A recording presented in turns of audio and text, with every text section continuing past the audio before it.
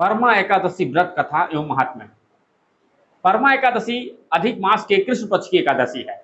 इस व्रत का वर्णन पद्म पुराण में मिलता है। इसे करने से दरिद्रता, कष्ट और पापों का नाश होकर भगवान विष्णु की कृपा प्राप्त होती है। व्रत कथा। प्राचीन काल में एक ब्राह्मण थे जिनका नाम सुमेध था। उनकी पत्नी पवित्रा अत्यंत पतिव्रता और धर्मपरायण थी। दोनों अत्यंत गरीब थे, फिर भी धर्म का पालन करते थे और अतिथियों का सम्मान करते थे। एक दिन उनके घर एक महात्मा आए। ब्राह्मण दंपति ने अपनी सामर्थ्य के अनुसार उनकी सेवा की।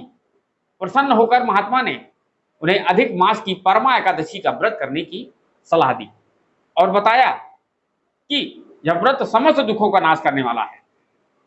दोनों ने श्रद्धा और नियम पूर्वक परमा एकादशी का व्रत किया।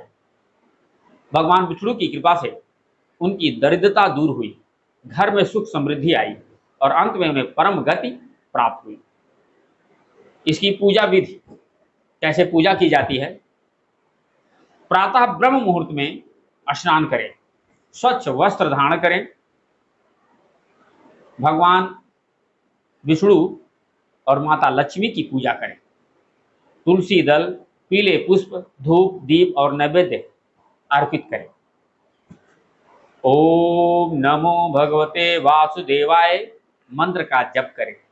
दिन भर व्रत रखें तथा रात्रि में भजन कीर्तन करें।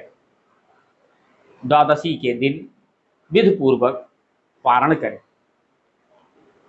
व्रत का फल, धन, सुख और समृद्धि की प्राप्ति, पापों का नाश, परिवार में शांति और मंगल, भगवान विष्णु की विशेष कृपा, अंत में मोक्ष की प्राप्ति। संकल्प मंत्र क्या है।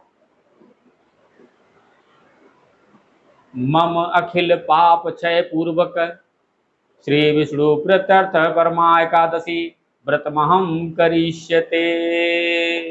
भगवान श्री हरि आप पर अपनी कृपा बनाए रखें। ओम नमो भगवते वासुदेवाय नमः।